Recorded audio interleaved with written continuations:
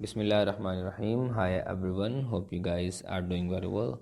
Today we are going to compose an essay on the topic that is to write a story about an occasion when you had to say sorry to someone even though it was a very difficult thing to do.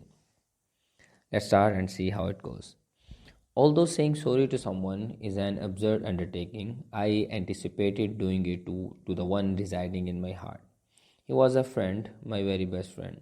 This happened pretty recently, 3 months ago. I was unable to work but was still hustling according to normal schedules. My friend invited me to his engagement ceremony. I consider it to be pretty current as of late November, but due to my blatant negligence and job demands, I ignored it. I was unable to attend the party and I was unable to contact him on his happiest day. That evening, he contacted me several times since I wasn't home. I would have preferred not to get his call because I was so swamped by work. To my distress, my manager noticed it and scolded me for planning gatherings at such vital times.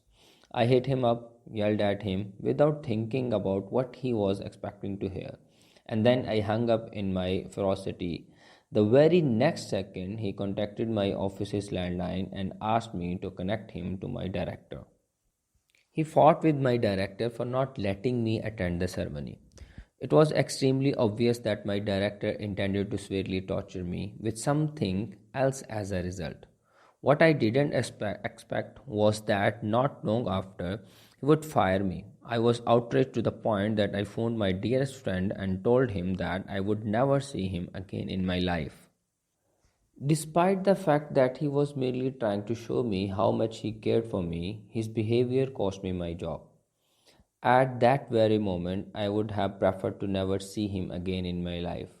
However, I suddenly realized what a lucky person I was to have a relationship with someone who cared and was nice enough to go out of their way for my well being.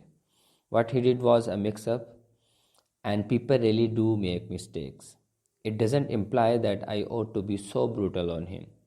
In the wake of adapting to his multitude of contemplations, I went directly to him and apologized despite the fact that it was undeniably challenging.